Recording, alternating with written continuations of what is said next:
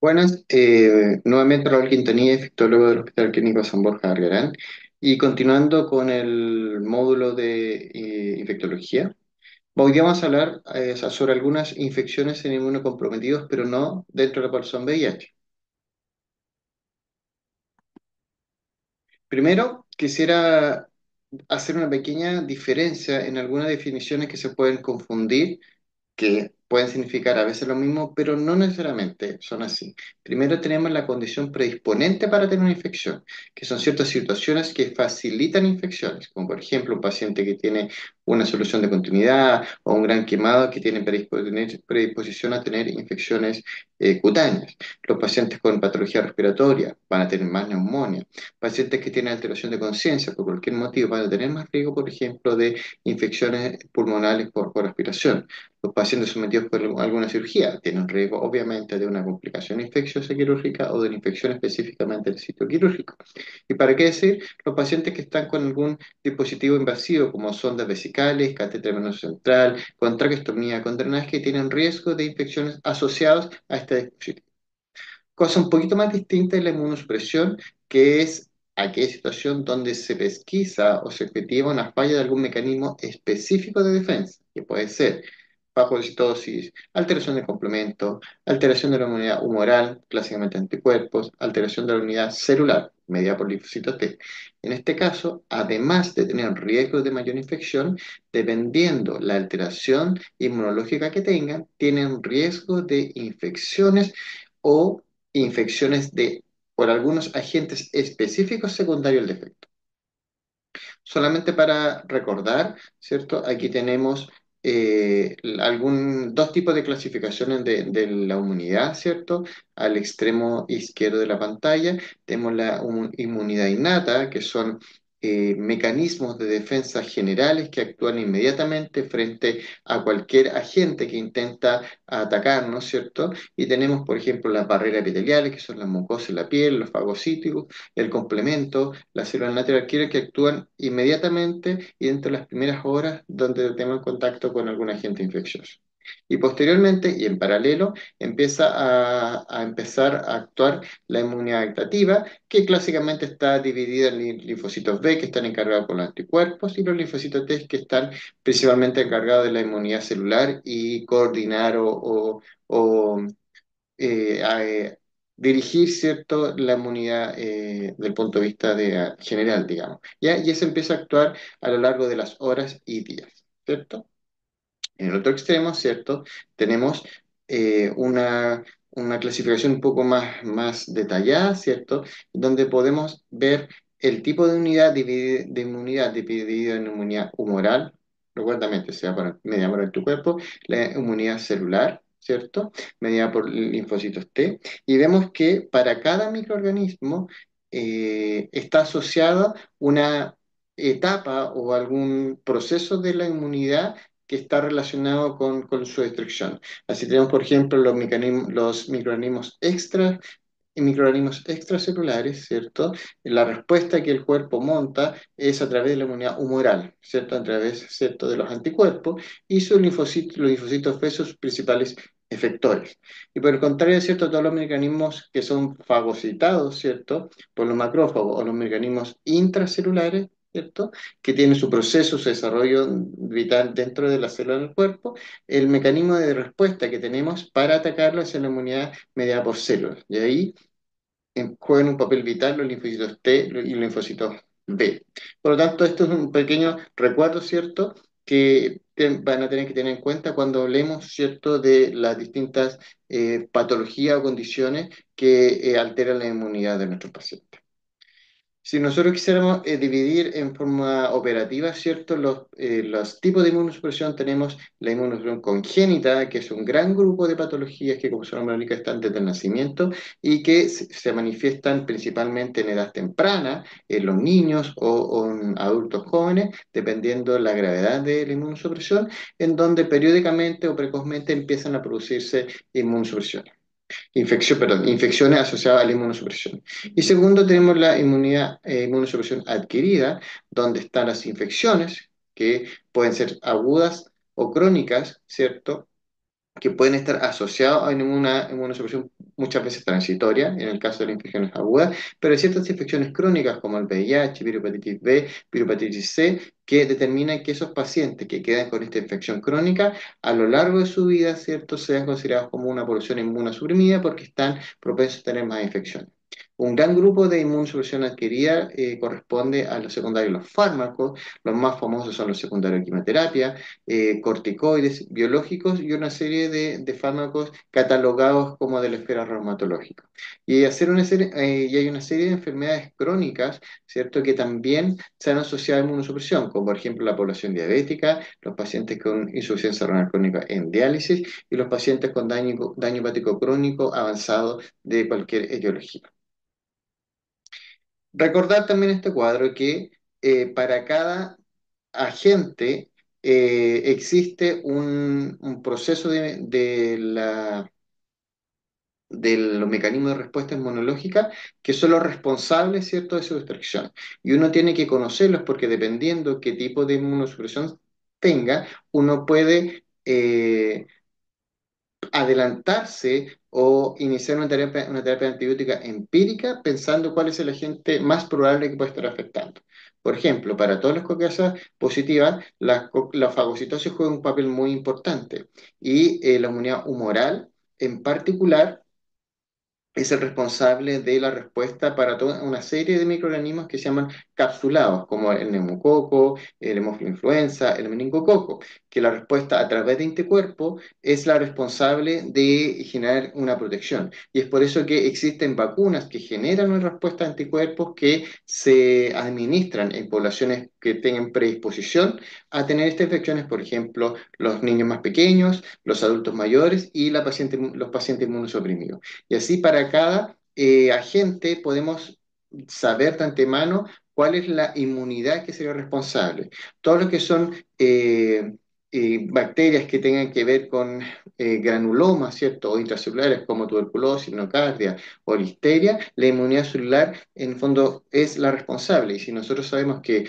hay un paciente que tiene alterada esta inmunidad, tenemos que pensar en, primero, prevenir esta infección y segundo, sospecharla.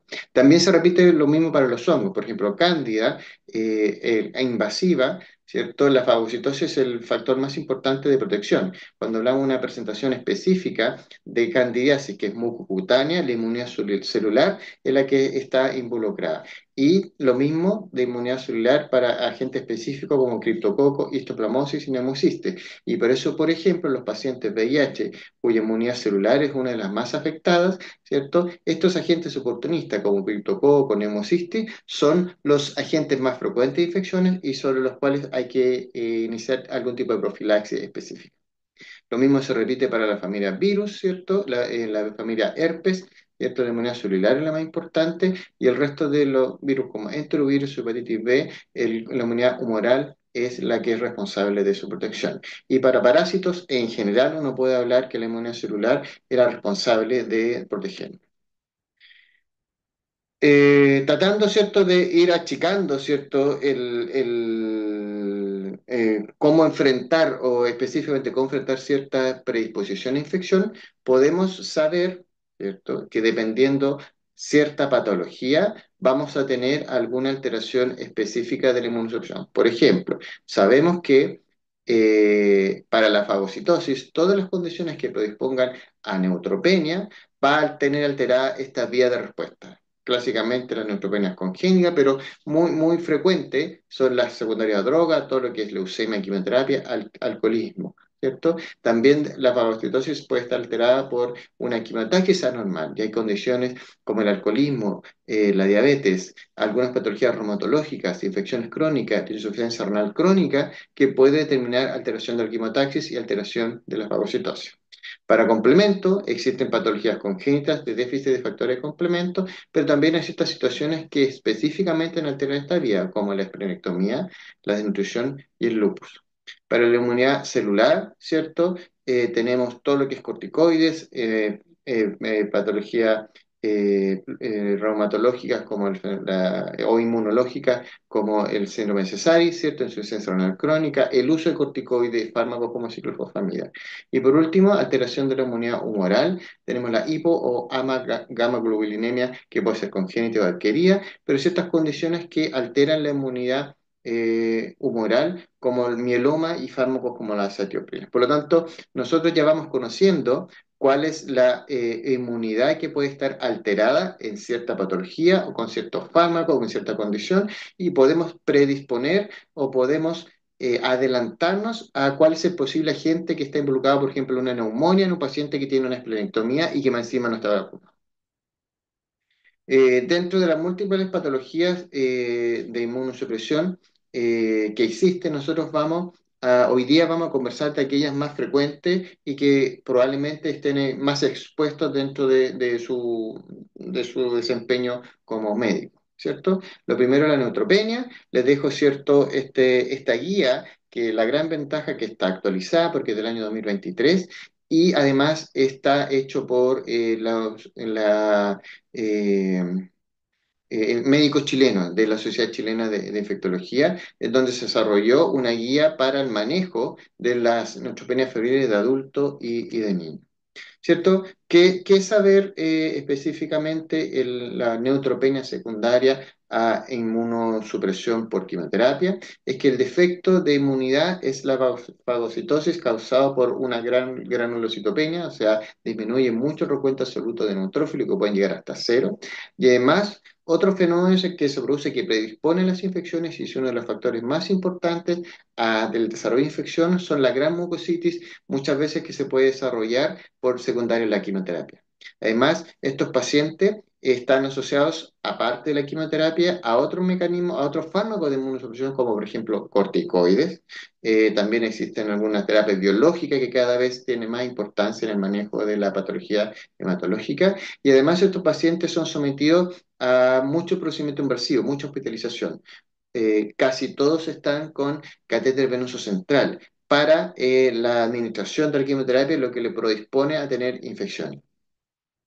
Yo no quisiera ver gráficamente cómo se produce el fenómeno de neutropenia febril, ¿cierto? Vemos que desde el día cero, que nosotros empezamos con la quimioterapia, comienza a disminuir en forma paulatina el número de neutrófilos.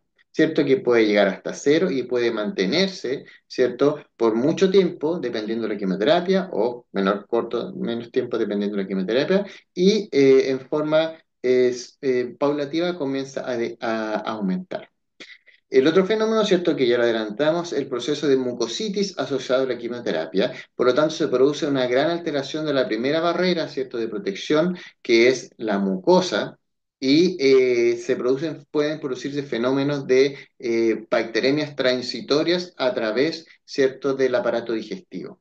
¿Cierto? Esto, si nosotros lo sumamos a los procedimientos invasivos que hay, como por ejemplo catéter venoso central, puede hacer que ya sea a través de la vía de mucosa intestinal o a través de la piel, a través del catéter central, se produzca una neutropenia, se produzca, perdón, una bacteremia, pase, ¿cierto?, una carga mayor de microorganismos a la sangre y se empieza a desarrollar el fenómeno de fiebre y diseminación de esta infección, donde el pulmón es uno de los órganos que está más expuesto. ¿Qué factores se han asociado al riesgo y gravedad de neutropenia? Dos principalmente. Lo que se conoce como la profundidad de la neutropenia, es decir, qué tan bajo llegan los neutrófilos, ¿cierto? Del punto de vista operacional, ¿cierto? Menos de 500 neutrófilos, ¿cierto? Se considera que empieza a aumentar dramáticamente el riesgo de infección y ahí se empieza a ser más crítico cuando tienen menos de 100. Y aparte de tener el número de neutrófilos, es muy importante cuánto tiempo yo estoy con neutropenia, porque no da lo mismo tener una neutropenia, aunque sea profunda, por 2 días, a tener una neutropenia que puede ser un poco más alta, por ejemplo, 300, 400 neutrófilos, pero por 4 o 5 semanas, ya que todo ese tiempo estoy expuesto a tener nuevas infecciones. Hay ciertas características que quisiera destacar en las infecciones de los pacientes neutropénicos. La infección o las infecciones constituyen una de las principales complicaciones. Es la segunda causa de muerte, la primera es complicación de esa enfermedad de base. Pero a pesar que las infecciones son muy frecuentes, solo un 20-30% de los episodios de neutropenia febril se logra aislar a alguna gente.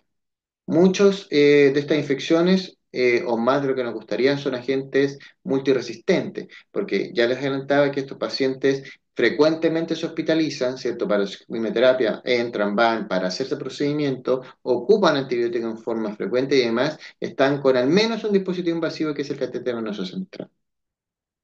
Otra característica importante que muchas de estas infecciones son por la propia microbiota del paciente, como les contaba, ya sea a través de la piel por el que tiene el venoso central o a través de la mucositis, esta disrupción de la mucosa intestinal, parte de la microbiota pasa a través, ¿cierto?, de la mucosa intestinal a la sangre y produce infección.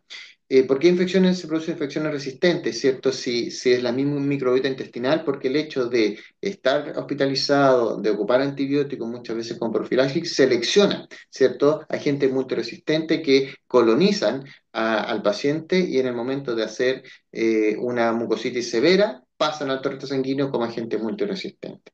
Aparte, ¿cierto?, de las condiciones habituales de riesgo de infección, se suma que como tiene un fenómeno de neutropenia severa, empiezan a asociarse situaciones de riesgo de infecciones que para la población general no tienen importancia, como por ejemplo el consumo de agua, el aire, los alimentos, que hay una serie de restricciones que hay que tomar para estos pacientes para evitar que la contaminación a través del alimento, el aire o el agua o el ambiente genere infección.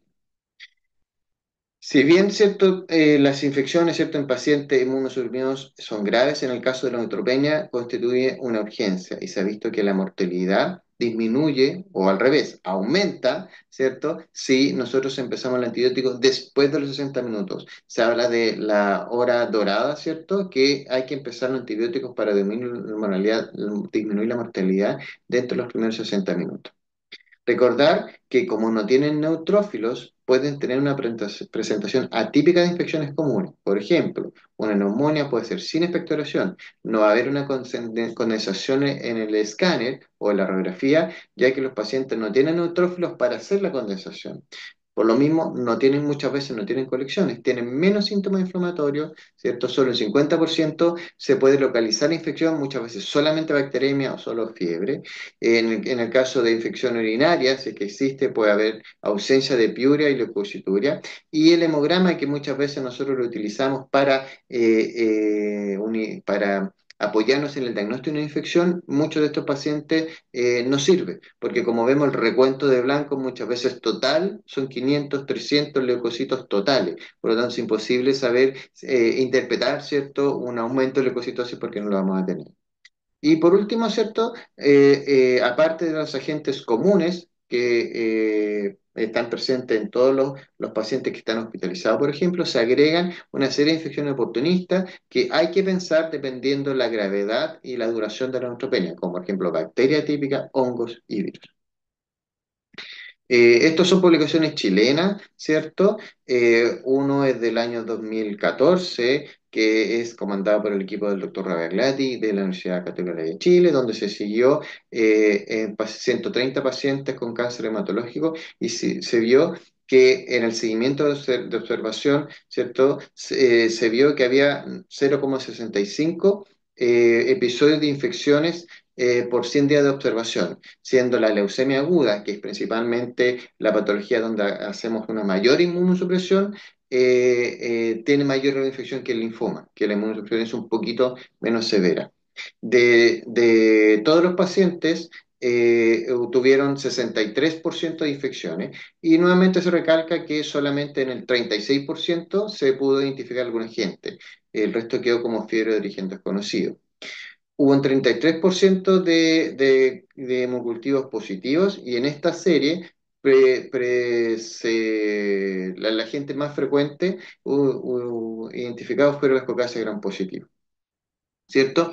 Es muy importante nosotros conocer cuál es nuestra biota, o sea, cuál es nuestro agente que están involucrados en infecciones, ¿cierto? Y hay una publicación también del Congreso Chileno del 2019, donde vemos que se pudo identificar, ¿cierto?, cuál es el agente más frecuente involucrados en la neutropenia febril. Y con esta información nosotros podemos iniciar un tratamiento antibiótico empírico, ya que como les contaba, ¿cierto? Tenemos que iniciar antes de una hora del inicio de la fiebre, iniciar el tratamiento antibiótico. Pero no solo importa iniciar rápido, sino que sea efectiva. Por lo tanto, sabiendo cuáles son los agentes que en mi institución son los más frecuentes en los pacientes con neutropenia febril, yo puedo iniciar un tratamiento antibiótico en forma específica. Recordar, ¿cierto?, que hay una serie de definiciones en relación a la neutropenia febril que debemos manejar para hablar todo el mismo idioma. Nosotros definimos operacionalmente neutropenia como el recuento de neutrófilos menor o igual a 500 o si está menos de 1000, pero que yo, dependiendo de la quimioterapia y del paciente, voy a adelantarme y pienso que en las próximas 24, 48 horas va a disminuir, ¿cierto?, a 500. También es importante saber qué es fiebre, porque los pacientes con hematológicos pueden hacer fiebre por otra causa que no sea infecciosa. Por ejemplo, la misma enfermedad de base, un linfoma, cursa con fiebre. Una leucemia puede tener fiebre. Hay fármacos que se administran que pueden causar fiebre. Por lo tanto, desde el punto de vista operacional, una neutropenia febril se va a definir fiebre como a temperatura axilar mayor o igual a 38,5 o dos mediciones igual a 38 con separación de al menos una hora entre una y otra. ¿Por qué es importante eso? Porque nosotros si ponemos el diagnóstico de neutropenia febril, tenemos que tomar una serie de medidas, tanto diagnósticas como terapéuticas, en forma inmediata o en menor tiempo posible. Por lo tanto, si yo tengo, en el fondo defino 37 fiebre como, 37, como fiebre como 37,1, pudiera estar iniciando una serie de medidas que no son necesarias. Por eso importante es definir fiebre en estas condiciones para que todos actuemos frente al mismo escenario. Neutropenia profunda se define como un recuento absoluto menos de 100. Neutropenia persistente es neutropenia menos de 500, y fiebre mayor a 96, que eso es importante cuando hablemos de tratamiento conducta, porque la fiebre prolongada nos va o nos debería obligar, ¿cierto?, a tomar una serie de medidas. Y neutropenia prolongada, ¿cierto?, es más de 7 días. Neutropenia febril de alto riesgo en adultos, que es donde nos vamos a concentrar, es aquella neutropenia que va a tener más de 7 días de duración y que va a ser profunda, menos de 100.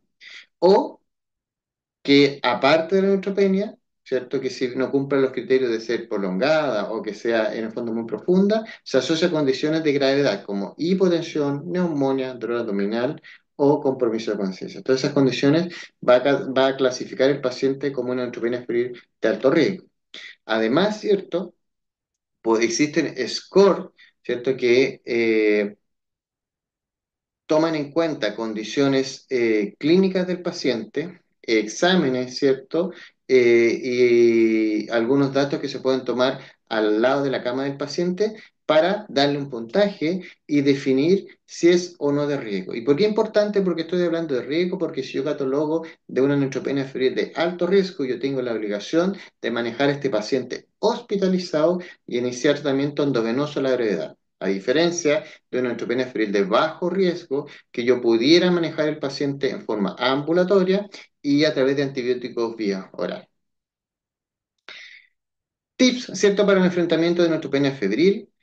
El examen físico y la anamnesis siguen siendo una de las herramientas más importantes.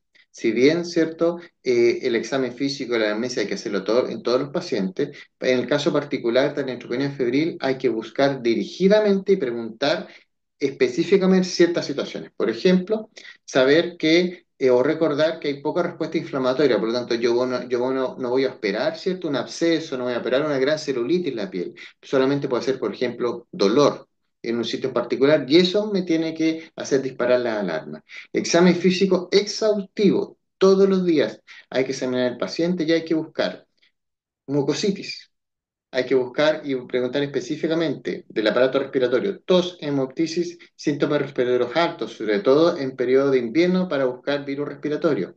A nivel abdominal, buscar dolor, distensión, diarrea o constipación. Si tiene dispositivos venosos centrales, examinar, ¿cierto? Basta el dolor para sospechar una infección. Piel tejido blando, también buscar dolor, solución de continuidad. Muy importante la región perianal, ¿y cierto? Porque basta dolor o constipación, ¿cierto? Para sospechar una infección. Y como sabemos, ¿cierto? La mucositis es un factor muy importante y puede empezar a través de una pequeña fisura anal que puede terminar que se transforme, ¿cierto?, en una bacteriemia y un cuadro infeccioso grave.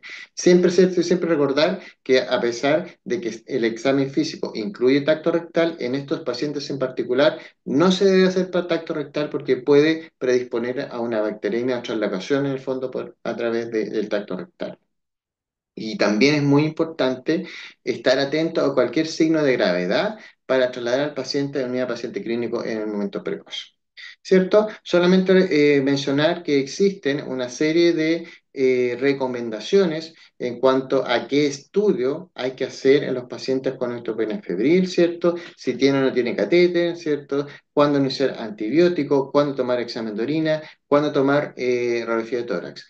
Uno de los cambios más importantes en relación a la guía anterior de manejo de neutropenia febril, que la solicitud de algunos exámenes, ¿cierto? Son siempre tienen que hacerse, como por ejemplo los hemocultivos y cierta calidad de hemocultivos, pero por ejemplo el examen de orina y la radiografía de tórax solamente se recomienda hacer en el caso de que existan síntomas respiratorios o síntomas urinarios respectivamente.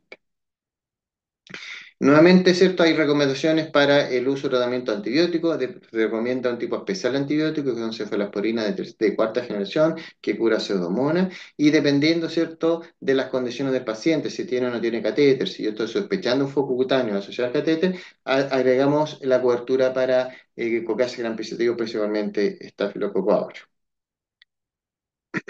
Cierto, les contaba, cierto, que podemos clasificar la neutropenia febril en alto o bajo riesgo, y así como existen recomendaciones para el manejo de neutropenia febril de alto riesgo, también tenemos recomendaciones para neutropenia febril de bajo riesgo, que se puede hacer en forma ambulatoria con antibióticos vía oral. Nuestro paciente, ¿cierto?, que está con el diagnóstico de neutropenia febril es un paciente de alto riesgo, por lo tanto, yo tengo que examinarlo, hacer un examen físico, hacer un seguimiento diario, pero además yo tengo que precozmente saber tomar conductas. Y se ha estandarizado que a las 72 horas, ¿cierto?, a través del examen físico, el resultado de los exámenes microbiológicos, ciertos parámetros inflamatorios, yo tengo que decidir si el paciente se encuentra bien o se encuentra mal. Porque se encuentra bien, ¿cierto? Definido como que está sin fiebre, está estable hemodinámicamente, la PCR disminuyó, yo tengo que definir cuántos días más de antibiótico le voy a dar. Por el contrario, si a las 72 horas, ¿cierto?, el paciente sigue con fiebre, está inestable, los parámetros inflamatorios van en aumento o no bajan como deberían bajar, yo también tengo que tomar una conducta que principalmente es búsqueda de nuevo foco, repetir cultivos, ¿cierto? Y ampliar el tratamiento antibiótico, ya sea para agentes resistentes bacterianos, y ya estaría pensando en otros agentes como por ejemplo hongos, ¿cierto? Para tratar de estandarizar esta conducta, también la guía del 2023 define qué hacer frente a la condición favorable o desfavorable. Si nosotros, ¿cierto?, estamos en un paciente que no responde clínicamente, que persiste con fiebre, ¿cierto?, o clínicamente está inestable, aparecen, ¿cierto?, infiltrados nuevos pulmonares o lesiones cutáneas que no estaban presentes antes y está cursando con una neutropenia muy profunda, ¿cierto?, uno ya tiene que pensar en hongos, ¿cierto? Y también existen recomendaciones para la búsqueda y el manejo de las infecciones fúngicas invasoras. ¿Ya? El concepto de neutropenia febril o el manejo de neutropenia febril, ¿cierto? Es un fenómeno, un capítulo entero muchas veces de los libros de infectología o de la recomendación de infectología, pero yo quisiera haberle dicho, ¿cierto?, las condiciones especiales o específicas que determinan el manejo distinto de los pacientes con neutropenia febril. ¿Cierto? Yo voy a compartirles, ¿cierto? La guía nacional donde van a encontrar más detalles, ¿cierto? Para el manejo de estos pacientes. El segundo gran grupo de pacientes inmunosuprimidos son aquellos que utilizan corticoides en forma crónica. ¿Y cuáles son las características del uso crónico de corticoides? Que afectan principalmente la inmunidad celular. Recordar que su efecto no es inmediato, pero es acumulativo. Y cuando nosotros vamos a definir que el paciente que usa corticoides está en una condición de inmunosupresión, cuando utilice más de 10 miligramos de prednisona al día o tenga una dosis acumulada de 700 miligramos, ¿cierto? ¿Qué producen los corticoides, cierto? Producen linfopenia profunda, altera la proliferación y la migración, retarda la cicatrización, produce hiperglicemia que lo dispone de tener infecciones y puede potenciar su efecto inmunosupresor cuando lo asociamos con otros fármacos, que generalmente muchas veces pasa que utilizan corticoides a otros fármacos. ¿Cuáles son, cierto, la desventaja de la inmunosupresión por corticoides? Aparte de todo lo que hemos visto, que son un fármaco ampliamente utilizado en muchas patologías y cada vez más frecuente. Lo utilizan en reumatología, en patología respiratoria, en cuadros de alergia severa, en dermatología, en neurología, en oncología, en trasplantes de órganos sólidos, en enfermedades intestinales inflamatorias de la esfera de la gastroenterología.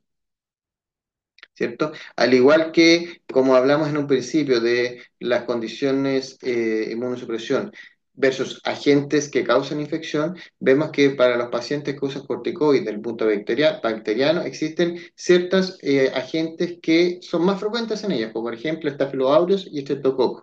¿Cierto? Producen bacteremia, sobre todo los pacientes que utilizan catéter. También predominan las bacterias intracelulares como Salmonella, Listeria, Legionella y tuberculosis, tanto infección como reactivación. Del punto de vista viral, la familia de varicela zoster es una de las más frecuentes en pacientes con uso de corticoides.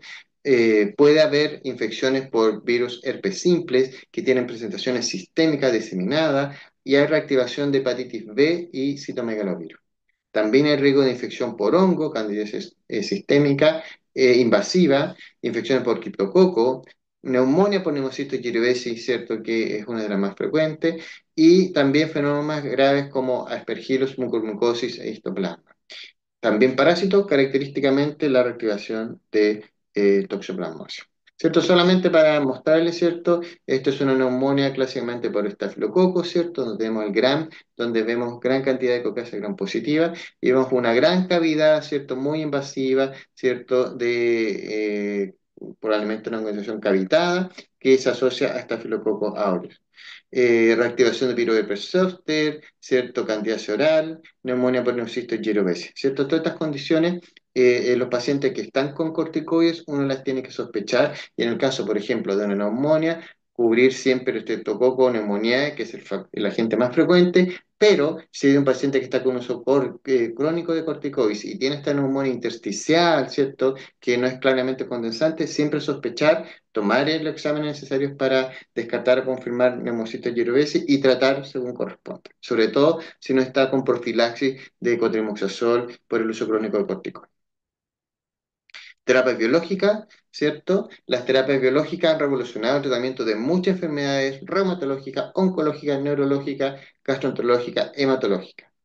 El factor de necrosis tumoral alfa participa en la activación de los macrófagos, la activación de los fagosomas, diferenciación de monocito a macrófago, que actúan principalmente en los mecanismos en la destrucción de organismos intracelulares, ¿cierto?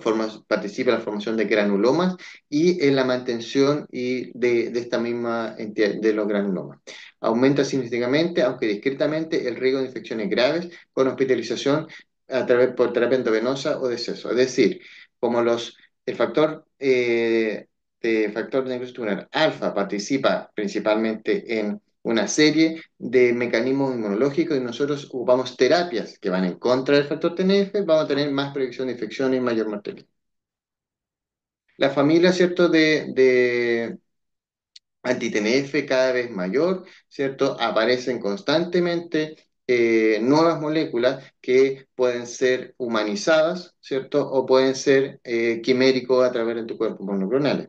Y solamente para mostrarle la lista hasta el 2023, ¿cierto?, de fármacos que estaban disponibles en el mercado, es la que vemos acá, y aparecen nuevas todos los años. Que los pacientes que tienen o usan terapias anti-TNF, ¿cierto?, van a tener predisposición a ciertos organismos que tienen que ver con la inmunidad celular, ¿cierto? Y ahí tenemos las bacterias intracelulares como Legionella, Listeria, Salmonella, presentándose como neumonía, bacteremia, meningitis, ¿cierto? Salmonella, diarrea. En el caso de los virus, ¿cierto? Virus varicela zoster, ¿cierto? Puede presentarse en forma de reactivación del herpes zóster o en forma diseminada o un compromiso más atípico como oftálmico, todas las que tienen que ver en infecciones granulomatosas como tuberculosis, histoplasmosis, ¿cierto? Cada vez más frecuente los pacientes que llegan desde otras latitudes a nuestro país, ¿cierto? Tenemos que primero sospechar, prevenir y tratar en el caso que sea necesario. Y las infecciones más frecuentes de estos pacientes con inhibidores de TNF son pulmón y piel y tejido, de piel y partes blandas. Déficit de inmunoglobulina, ¿cierto?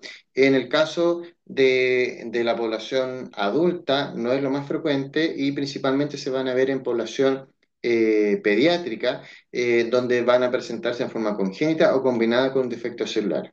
En el caso de los adultos, tenemos mm, tres o cuatro patologías que algunas veces vemos, como la hipo o agamaglobulinemia adquirida, ¿cierto? Que es la hipoglobulinemia común variable, más frecuente, la hipogamaglobulinemia A, el defecto inmunohumoral de la leucemia en linfocitos B, mieloma múltiple, donde podemos ver con cierta frecuencia, el síndrome nefrótico, donde hay una pérdida de una serie de proteínas, incluyendo la inmunoglobulina, y en el caso de esplenectomía anatómica o funcional, donde se producen un déficit específico de complemento inmunoglobulina M, donde puede presentarse infecciones fulminantes con un desarrollo de cuadros graves y asociada a alta mortalidad. ¿Qué infecciones están asociadas a defectos de la inmunidad humoral? ¿Cierto? Dentro de las bacterias, todas las que son capsuladas, estreptococo, neumonía, hemófilo influenza, meningococo, enterovirus, parásitos, y la presentación clínica son bacteremias, meningitis, infecciones sinopulmonares, otitis medio recurrente específico en los niños y diarrea crónica. Una patología como característica de alteración de inmunidad humoral son los pacientes esplenectomizados que hacen sepsis fulminante y los pacientes que hacen infecciones severas invasivas por estreptococo neumonía en el caso de síndrome nefrótico. ¿Cuál es el manejo de este déficit inmunológico? Hay que hacer un diagnóstico y tratamiento precoz de infecciones, vacunación y terapia de reemplazo con gamma globulina endovenosa en alta dosis, ¿cierto? Como les adelantaba, ¿cierto? O sea, como les contaba, esto es una déficit inmunológico que afecta principalmente a la población pediátrica y excepcionalmente lo vemos en adultos. Un poco más frecuente la esplenectomía, contarles que la esplenectomía o el hipoesplenismo se asocia a un aumento de infecciones en relación a la población general. El 1% de esta población hace una infección grave por año, 5% a lo largo de su vida y lo más importante que el 50% de las infecciones se produce precozmente, dentro de los primeros 2 años de la esplenectomía. Hay mayor riesgo de infecciones bacterianas capsuladas, ¿cierto? Con la inmunidad que se encuentra alterada y este riesgo es entre 10 a 15 veces más que la población. Y además de tener más infecciones, tienen mayor riesgo de mortalidad. Las infecciones se pueden presentar desde el posoperatorio con una incidencia en general de un 40% a lo largo de la vida y el riesgo de infección, si bien comienza inmediatamente en el posoperatorio, es más frecuente entre los 3 a los 5 años después del procedimiento, pero puede persistir durante toda la vida, digamos. Los primeros 3 a 5 años se producen hasta el 80% de las infecciones y se produce hasta el 90% de las muertes y existe el riesgo de hasta un 5% de infecciones fulminantes muy graves, ¿cierto?, que están asociadas a la esplenectomía, que se denomina con el acrónimo de OPSI. ¿Qué es el OPSI, cierto? Es el síndrome de sepsis grave post-esplenectomía, que se presenta como sepsis, neumonía grave, meningitis secundaria, bacterias capsuladas. principalmente, pero también puede ser virus, parásitos, protozoos en pacientes que tienen el antecedente de esplenectomía o hipoesplenismo. Hay que sospechar el tratamiento de forma oportuna y en un paciente esplenectomizado que presenta fiebre, siempre hay que descartar este cuadro de infección grave en todas las oportunidades, porque si dejamos pasar, en el fondo, una fiebre que no le damos importancia, puede transformarse en una sepsis grave y muerte del paciente. Si bien esto no es una alteración específica de la inmunidad, por su prevalencia, la diabetes mellitus, quise traer la colación, porque es una población cada vez más frecuente, es una pandemia, ¿cierto? La obesidad y secundariamente la diabetes mellitus. El paciente diabético es más susceptible a infecciones que a la población general y se asocia a infecciones más graves. El 20-25% de las muertes en diabetes mellitus se producen por infección. Y además de tener infecciones generales, hay una serie de infecciones específicas que afectan a la población con diabetes. Que se ha visto, ¿cierto?, que hay alteraciones inespecíficas, ¿cierto?, asociadas a la condición de diabetes mellitus, que tiene que ver con la inhibición de la fagocitosis inducida por hiperglicemia, que altera la inmunidad celular.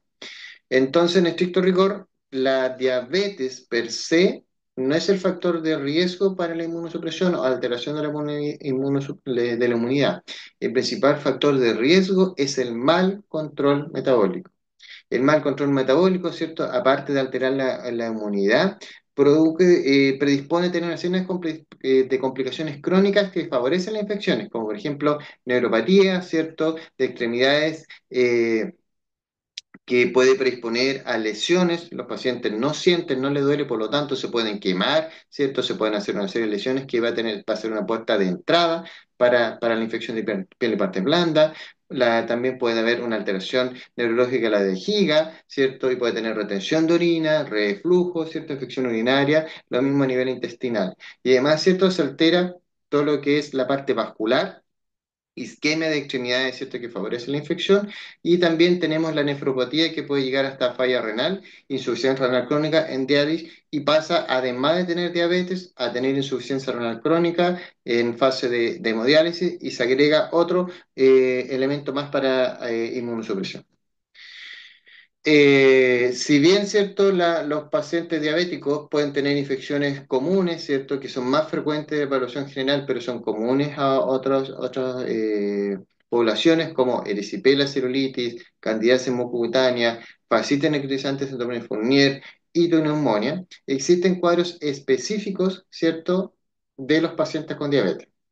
Mensaje: las infecciones más frecuentes de los pacientes con diabetes son las que mencioné a la izquierda: piel y parte blanda, fascitis necrotizante y neumonía. Pero además hay ciertas entidades que solamente se dan o casi exclusivamente se dan en la población diabética, como es la otitis externa maligna, el pie diabético, la mucormicosis rinosinusal cerebral, ¿cierto?, que se asocia a cetoacidosis diabética, nuevamente mal control metabólico, predispone a tener esta infección fúngica invasora, muy destructiva, muy invasiva, que se asocia a alta mortalidad. Además tiene un fenómeno característico de infección a la vesícula, que es la colicistitis enfisемatosa, y la cistitis enfisematosa en el caso de infección urinaria. ¿Cierto? Esto es solamente mostrarle un pincelazo, ¿cierto?, de la otitis externa maligna, que el gran riesgo es que se puede asociar a mastoiditis, ¿cierto?, meningitis, patología que se asocia a alta mortalidad y secuela. Por lo tanto, en todo paciente diabético adulto, ¿cierto?, que ya es raro un paciente que consulte por otalgia, pero hay un gran componente inflamatorio asociado a la otalgia, hay que sospechar la otitis externa maligna, que característicamente se asocia a infección por pseudomonas, y por lo tanto la indicación es hospitalizar, tratamiento endovenoso, evaluación por especialista, imágenes para descartar el compromiso profundo que puede terminar en una meningitis. Característicamente el diabético, ¿cierto? Por todo lo que tiene alteración de la irrigación, por todo lo que tiene que ver con la parte neurológica, se producen lesiones, ¿cierto?, en la planta, ¿cierto?, que el paciente no se da cuenta, sigue caminando, se infecta, se produce necrosis y se produce infección, y puede terminar en una celulitis o una fascitis necrotizante. Este es el cuadro de mucormicosis, que es un cuadro invasivo, ¿cierto? Que se presenta en pacientes muy descompensados desde el punto de vista diabético, donde aparece una placa necrótica característico en el paladar, ¿cierto? Y puede ir avanzando hasta la proptosis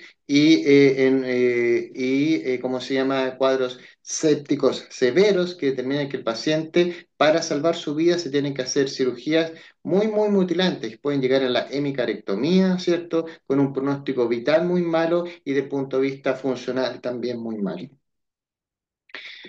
Finalmente, ¿cierto? Una de las cosas más importantes que quisiera mencionar es cuáles son la prevención de infecciones en esta población que hemos comentado, ¿cierto?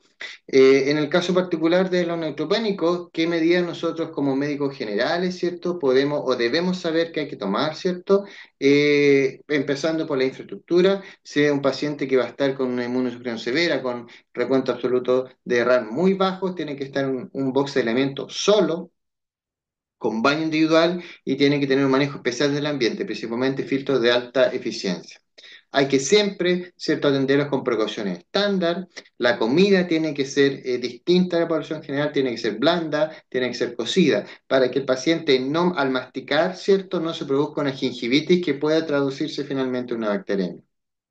No pueden tener flores en la habitación, ni peluches, no pueden tener alimentos de la casa, cosa bastante frecuente en algunos pacientes que dicen que pasan hambre y le traen alimentos de su casa, los pasan escondidos, no tienen dónde guardarlo, no hay un refrigerador, obviamente, por lo tanto quedan a temperatura ambiente y pueden, ¿cierto?, contaminarse en la manipulación o al estar a temperatura ambiente pueden proliferar bacterias y al ingerirlos se produce una infección.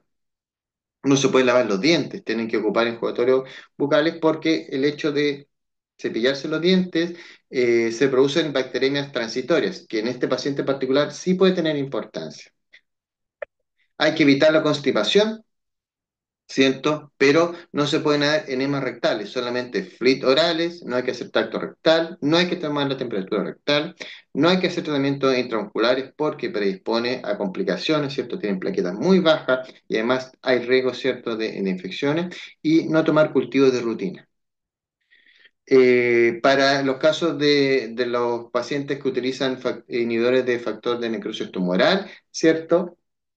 Lo ideal, ¿cierto?, es disminuir los otros fármacos que pudieran causar inmunosupresión, característicamente los corticoides. Hay que tener restricciones. Como esto, muchos de esos pacientes se manejan en forma ambulatoria, ¿cierto? Reciben su factor de necrosis tumoral una vez al mes o cada 3 meses, ¿cierto? Se manejan principalmente ambulatorio. Hay que recomendarles de mucho cuidado en el consumo de agua y alimentos, no consumir, ¿cierto?, alimentos de la calle o de dudosa procedencia, quesos que compren en la calle que no estén, ¿cómo se llama?, respetando la cadena de frío.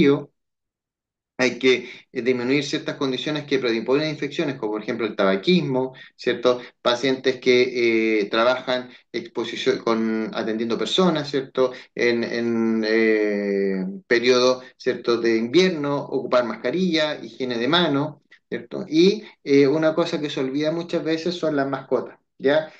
Hay ciertas condiciones que predisponen a tener infecciones asociadas a mascotas y por lo tanto, si es una mascota que lleva mucho tiempo con el paciente, tiene que tener su vacuna al día, hay que estar como sellando, vigilando, ¿cierto?, que no tenga ninguna alteración de la piel, por ejemplo. Se recomienda muchas veces que la persona no manipule directamente las deposiciones, sino que lo haga un tercero. Y por el contrario, si la paciente o el paciente no tiene mascota, se recomienda, sobre todo en el periodo que va a estar inmunosuprimido o en el periodo de mayor inmunosupresión, no tener mascota, ¿cierto? Porque puede ser un riesgo sumar una mascota, cachorro, que son los principales momentos en que puede haber transmisión de los animales al su dueño desde el punto de vista bacteriano. Y muy, muy importante, vacunas. Todo paciente idealmente, antes de iniciar la inmunosupresión, se tiene que hacer un screening de posibles infecciones, porque hay algunas que se pueden prevenir, ¿cierto?, a través de vacunas o pueden recibir profilaxis. ¿Ya? Y esto es lo que quería mencionarles, ¿cierto? Que existen vacunas, ¿cierto?, para hepatitis B, para hepatitis A, para hemofilus para neumococo, para meningococo, para influenza todos los años, apareció nuevamente por COVID, ¿cierto? Hay que buscar activamente ver hepatitis B, C, Chagas y tuberculosis latente, porque por ejemplo, para Chagas, para tuberculosis, para hepatitis B, se puede iniciar un tratamiento idealmente antes de la inmunosupresión o si, como se llama en el caso de la hepatitis B, que es una infección crónica, estar atento de una reactivación. También existen profilaxis antimicrobianas, ¿cierto?, para virus, bacterias y hongos. El detalle es muy amplio, pero también le adjunto, ¿cierto?, una guía norteamericana que realiza una serie de recomendaciones de profilaxis antimicrobiana en los pacientes inmunosuprimidos, en este caso particular con cáncer.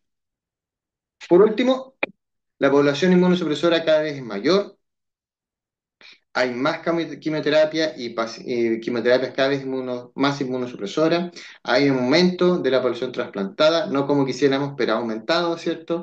Aumento de población diabética, ¿cierto? Uso más frecuente y más asequible de terapia biológica, aumento de población con uso de corticoides. Las complicaciones infecciosas en esta población son muy frecuentes o pueden ser muy frecuentes, se asocian a mortalidad que puede ser una de las causas más importantes de mortalidad en estos pacientes. Por lo tanto, recordar que hay que diagnosticar precozmente la infección, pero es mucho más costo efectivo prevenir, ya sea por profilaxis o búsqueda en el fondo anterior a la inmunosupresión de cualquier patología infecciosa que nosotros podamos evitar. Es fundamentalmente el diagnóstico y el tratamiento oportuno y es mucho más costo efectivo utilizar medidas generales, lograr el control metabólico en el caso de los pacientes diabéticos, vacunación y profilaxis antes que tratamiento. Muchas gracias.